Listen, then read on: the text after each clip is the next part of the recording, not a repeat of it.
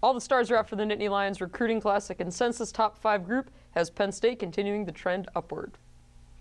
Penn State reloading with a first top 5 class, the James Franklin area. I think this has been the biggest benefit of their on-field success, and as Audrey said, should only continue from here. All I know is the panel's improving. The Blue-White Pulse is next.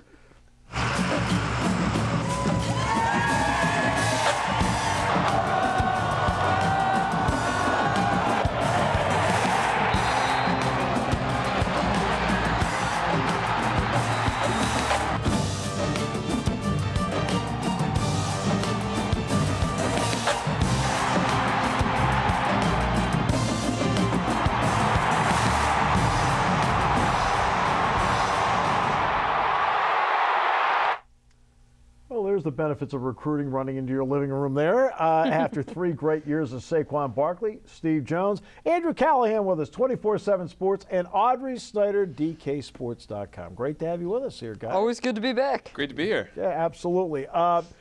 It's one thing, okay, I want to give you a vision, and if you come to my school, you can make the vision happen.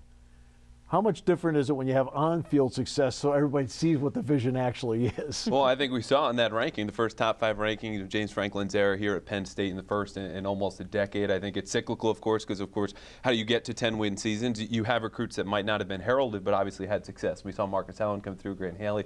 So now I think they're going to continue to see more of a consistency there from that standpoint. But I think it starts with the lower heralded recruits that kind of set the foundation. And we're saying lower heralded. I mean, you look at this class, 5 stars, 4-star guys. I mean, they're not reaching on people at this point because a lot of kids want to come here. And so I think you see so much of a difference, Steve, when you're out there, you have success. And Penn State had the benefit of being ultra-selective down the stretch, too. Yeah, they ended up with 14 consensus 4 stars. Of them, 3 of them are 5-star players in this group. All right, let's get to the update desk and Allison Luthman. Hey guys, welcome to your Blue-White Pulse update, bringing you everything you need to know in the happenings of Penn State football. As we get started, a fun little tidbit for you here. This past Sunday marked the 47th year that Penn State has had a former athlete playing in the Super Bowl. This year, 1 on each team. Former offensive lineman Stefan Wisniewski and the Philadelphia Eagles defeated former Penn State men's lacrosse player Chris Hogan and the New England Patriots this past Sunday in Super Bowl 52. And the Penn State football coaching carousel, as we've been calling it, continues since we've been with you on the last show. They've added Snyder as the running backs coach. We're going to take a look here at his resume. He has a total of 10 seasons of collegiate coaching experience, most recently serving as the running backs coach at the University of Florida after 3 seasons at West Virginia University and also 3 seasons as the running backs coach and recruiting coordinator at Marshall University. Before we wrap up here, Penn State is the only university in the nation to have 2 venues listed among Stadium Journey's top 100 venue experiences. I'll be back just a little bit later in the show to give you more information on that. Guys? All right, looking forward to that, Allison, very much. Penn State ended up with 1 late signee, but Andrew, I felt if you had to had one, this is the guy they needed. Absolutely. You know, he's a guy that they've been targeting for a long time, and I think what gets lost in this is obviously Rasheed Walker. It's a top 100 talent, but he's someone they went head-to-head with for Ohio State, and they just had a victory getting Jason Owe, the defensive end. Where you look at Walker, a prospect who was rising late through the process, someone who relied on the relationships Penn State developed early on, and when you need to beat Ohio State, you need to build in the trenches, and you need to win those head-to-head battles. All right, for some odd reason, we're going to use the 24/7 recruiting rankings. You're a smart man, Steve Jones. So let's get to it. Let's take a look at the rankings. And the bottom line is, when you look at this, Andrew, is when we look at the recruiting rankings, Penn State's consensus across the board top 5. Yeah, they have, and I think it's really important to note because some schools and programs will measure the number of 5 and 4 stars you have, which of course is important. Those are guys who are going to make instant impact and likely have NFL futures. But Penn State is up there in the 5 and 4 star categories, but also they've got depth there with a lot of the 4 stars and some 3s that I think personally are underrated. So for them to have that depth, you got the jewels at the top and people below to hold up the class, I think is really important. And Audrey, we get to the Big Ten rankings next as to where it stands. It's Penn State, Ohio State in the 1-2 spots.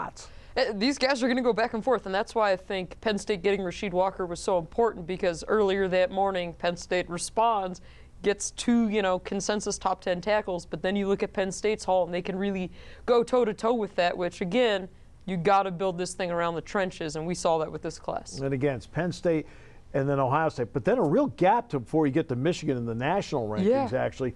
The part there I found interesting was Nebraska with Scott Frost jumped to 4th in the Big Ten in that ranking right there. And that tells you something right out of the gate. They're trying to make something happen out there. Yeah, and I think Michigan's an interesting note, too, because they had a couple of big hits in the second signing period, losing flips to Georgia and a couple of other places. So it's important to Penn State. All right, so what's going on with the Penn State defense with this recruiting class? A big impact as Blue White Pulse continues.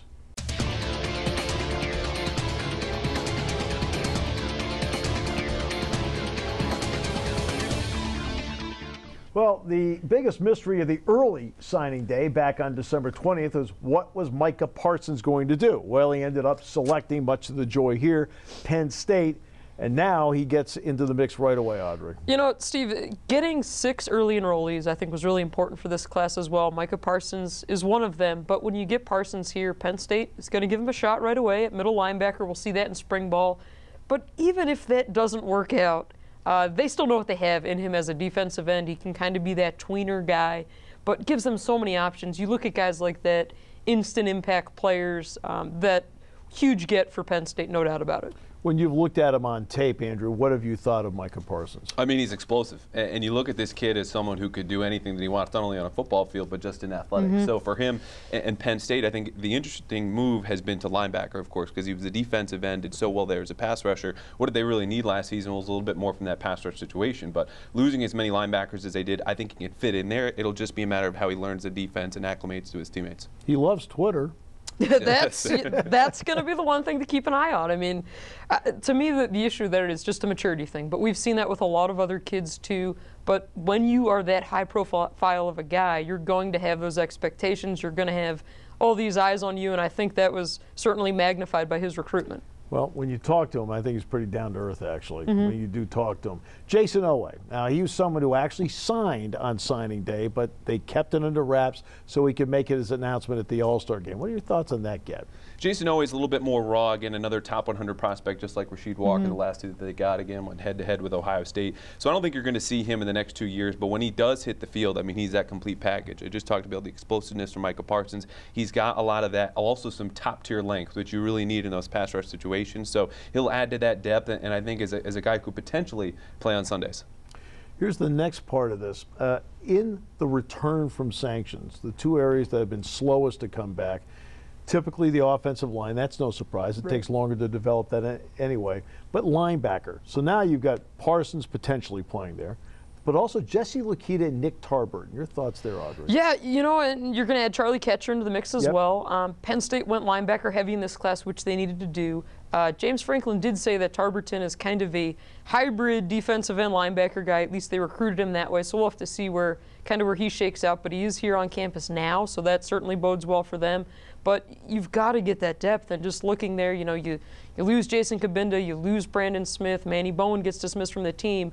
That is going to be a place, all of us are going to have our eyes on those linebackers in spring for sure.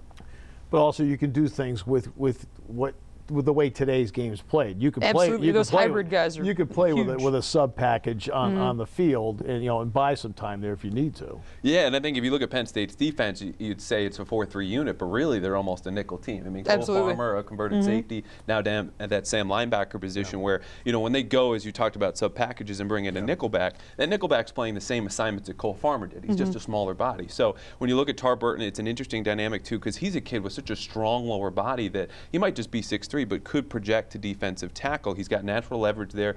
James Franklin sharing he's lost weight, but it'll be interesting to see because you don't see many guys going from inside linebacker to D tackle, but he could be in the mix. Then there's the secondary part. Penn State played so many people in the secondary last year. They're one of the few teams in the country that can lose, quote, 4 seniors, and you feel pretty good about what they have in the secondary, plus John Reed's back. So Jordan Minor gets into this mix. What's your respective thoughts on Jordan Minor? I like what they have in the secondary, Steve, at cornerback, but my concerns for this team are going to come with safety. And I think that's where James Franklin alluded to on signing day that they would have liked to have gotten another safety. Of course, Hasheem Young was in the mix, but then his legal situation is still playing out, so that's out of the picture. So you get one safety in Isaiah Humphries, but then you get a guy like Jordan Minor, Trent Gordon, another cornerback who they've been really high on so far. So you've got guys, you've got talent, but I think ultimately we probably will see some cornerback shift to safety to kind of make up for the deficiencies there. And the name Audrey brought up there is really interesting. Trent Gordon, who actually played a lot more safety in high school. I love his tape. When James brought him up as an early enrollee, he was impressed in winter workouts. It's no surprise to me because when you look at this kid, there's a headiness about his game, and obviously the tools are there. He succeeded in high school football in Texas, and now he's here at Penn State. Big time, so yeah. He's a total package. He's got the versatility where you look at him. If they need to move him to safety, I think they could. Maybe he's not in the mix this season, but I think definitely for years to come.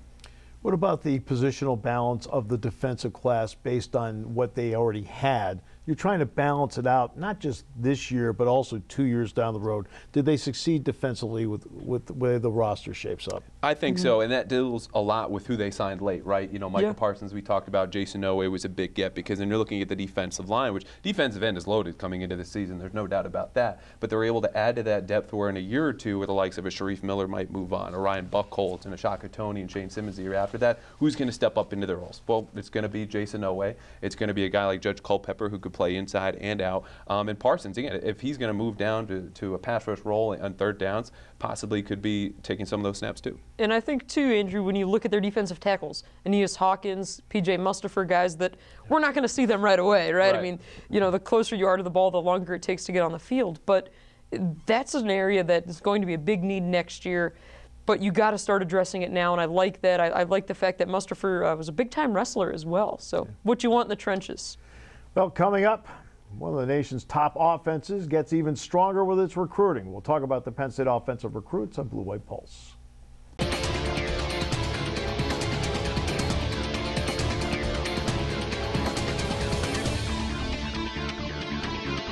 All right, so let's talk about the offensive side of recruiting for Penn State, and we'll start in the backfield because Ricky Slade, we'll get he and Shorter, but back in December, I remember James Franklin saying, look, these are two of the easiest guys we ever recruited in terms of, like, once they said yes, their families were like, hey, we're okay, all right? Yeah, I know you're checking in, but it's okay. Low maintenance.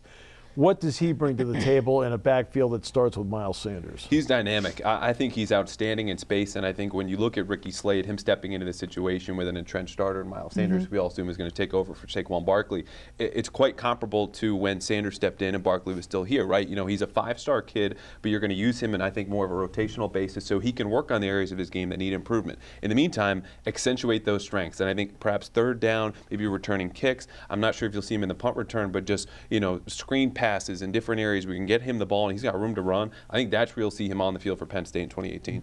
And Steve mentioned the trust issue there, and I think you look at that. Penn State goes out, brings in Jaywan Snyder to coach the running backs. I mean, if you're Ricky Slade, you think Charles Huff's going to be your coach, then you think it's David Corley, and ultimately, you know, you finally get your coach. But they didn't have any issues with this guy, and Snyder, you know, recruited Slade to West Virginia. Obviously didn't have any success there landing him, but gets him now. So, you know, young backs, pass protection, that'll be the thing to, of course, watch right away. But this kid's going to have a great shot to come in here and contribute. Miles Sanders, Journey Brown, Ricky Slade has a chance to be a dynamic backfield. Obviously, gigantic shoes to fill there, as we know. Justin Shorter, five-star wide receiver. Audrey mentioned in the previous segment, further away from the ball, quicker you can play. Well, this guy brings a lot to the table that opens the door for him to play. It certainly does. And I think, I was looking at some numbers this week, Steve. Penn State, I believe it's 10 scholarship wide receivers that they have. 7 of them have not caught a pass in college. Right. So you look at that number and you say, okay, you're going to need guys to come in here, to step in, play right away. Shorter certainly fits that billing. We've seen Penn State, especially on offense, they're not going to shy away from putting guys out there that can help them. And with Shorter, everything that he can do, I think it factors in well. You know, we'll see Juwan Johnson put up those #1 numbers. We've seen what DeAndre Tompkins can do. Brandon Polk's that change of pace guy. But you redshirted 3 kids last year. You have 3 signees in this class. I think Shorter's definitely a guy that we will see this year. Another guy like Jahan Dotson. There's another guy who's able to get into the mix, Andrew, that has an opportunity. He is too, and not to jump away from Shorter just quite yet. I think it's a good point for Penn State because he fills in at that X position where you lost Irv Charles, who is the backup to Juwan Johnson. He's a guy you can put on the field one side all by himself. He can win his one-on-one matchups and get those passes where you've got real depth. Now, particularly with Dotson filling in that slot and the Z position. So Dotson flips from UCLA once Chip Kelly becomes the head coach over there and Jim Mora was let go. So he'll add that depth. I don't think you see him for a couple of years, but a quality pickup. And then you got Zach Kuntz. Mike Gesicki moves on, but Zach Kuntz is coming in here. Pat Fryermuth from Massachusetts is coming in here. And, you know, Freiermuth in particular can be a road grader as well as being a pass catcher. He can, and I think it's a really good nugget about Freiermuth is that he reclassified in high school. So he's been down there for 5 years. So he's a year older than all the commits coming in for class of 2018. He's got a bigger body. You mentioned the road grader. You know, he won't be an early enrollee, but I think that added year in the fact he's already gotten their playbook. He's gotten their program for all the weightlifting and the conditioning. He'll be ready to go come the fall or in really the late summer. So from then on, I think he'll probably see a role early on for Penn State, and especially down the road. And that's an area of need. I mean, let's be honest here. You look at this, Nick Bowers hasn't been able to stay healthy. They need a tight end. Steve mentioned, you know, this guy can kind of be the full package here. We've seen Penn State struggle with blocking with their tight ends in the past. So you've got a guy who potentially can put it all together. But Zach Kuntz as well. I mean, 6'6". James Franklin said he's really been impressed with his strength so far, an early enrollee that they like. So maybe you see him, but if you can find a way to give him a red shirt, I think that would really help.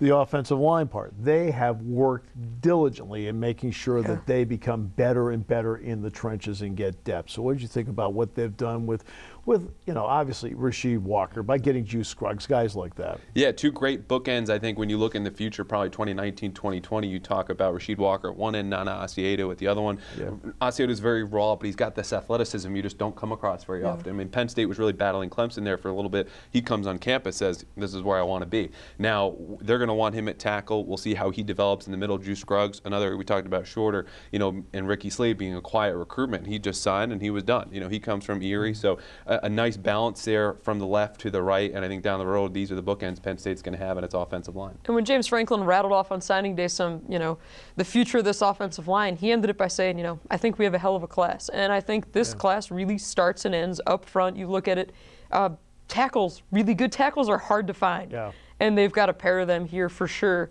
So I really like what they did there, and I think, hey, give them a few years and we'll see. Needed a kicker. Jake Pinnegar is that guy.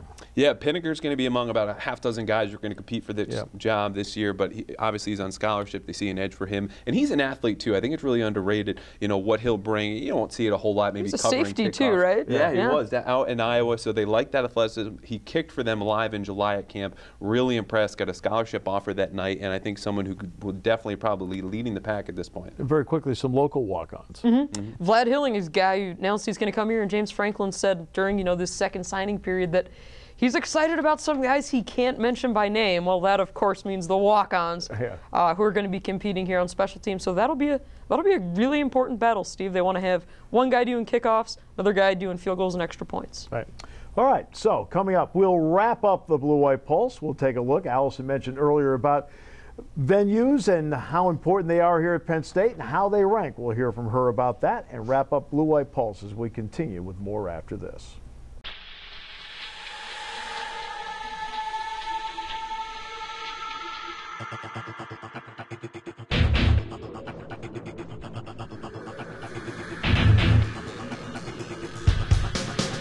Back to the Blue White Pulse. Great to have you with us as we wrap things up here. Facilities are so important. We'll get into that in just a few moments, but Penn State has been able to get some news about facility rankings. We mentioned it earlier in the show. Allison Luthman has more. Steve, both Fagula Arena and Beaver Stadium were listed among Stadium Journey's top 100 venues in North America, making Penn State the only university in the nation to have two venues on that list. Penn State marketing manager Dana Cruzy told me earlier this week just a little bit more what goes into making these experiences some of the best. Anything that the fan might experience on the video board or with videos showing off the players' personalities, or whether it's the band playing or music playing or a PA announcement, that's kind of all put together through us and our staff. And we're always working with our live video people too on the replays and what they're able to show. So anything a fan is experiencing as part of that true game atmosphere, that's us and our team.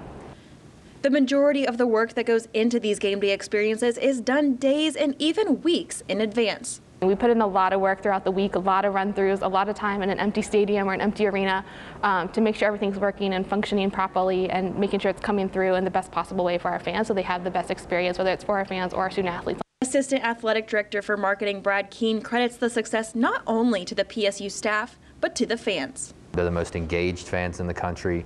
They're knowledgeable, they're experienced, they know how to act once they get into a stadium, so we actually get to have a lot of fun with it, right? Like, we play a song, they know to sing along. We put something up on the board, they know to get loud and yell. And so our job's actually easy. You know, it's the support of the fan base and the community in general that really makes this place special. Without that, we're not in the top 100. Brad and Dana did both tell me how much these venues do help in terms of recruiting for the football and hockey teams. When kids can come into a sold-out event, a whiteout, or they're just in that electric atmosphere, it really helps them make a decision and a commitment to Penn State. Guys. Thanks, Allison. And that does bring up an interesting point. You know, you want to bring them in. Hey, you know, if you come here, this is where you're going to play. When you've talked to recruits, does that have an impact? Absolutely. I mean, we saw the video, I want to say maybe at this point is a year and a half or so ago, Steve, with the locker room, right? They have a barber chair in the locker room. They had all this fancy stuff. You know, they get them in there. They put the jersey on them, show them all this flash and stuff like that. I mean, that's what recruiting is, right? It's an arms race. You're constantly trying to impress impressionable 18-year-old kids. And they're doing that. And especially when Penn State sells this as come home, be here. Where are you going to spend most of your time? And that's, of course, going to be in the locker room, in the facilities, in the stadium. And when you drive in, of course, to State College, almost no matter where you're coming from, the stadium is the first thing that you see. Right. So if that's not just a perfect place where you want to play football as a kid, maybe you don't want to come here because it's that first impression. We all know how important those are. And not only that, when you take those facilities and you fill it up with a lot of people and it's really loud, when you got 110,000 in there. And that's why it sells itself. It absolutely has an impact. Audrey, Andrew, thanks so much. Appreciate your insight very much on the show today. I had a lot of fun with it. Jim Strickland has been with us for several years, and this turns out on this Blue White Pulse, it's going to be the last show he's going to be working with. In other words, John Stroh drove out another one. But surprise, surprise. But we'll be the first to tell you, Jim Strickland is an absolute pros pro.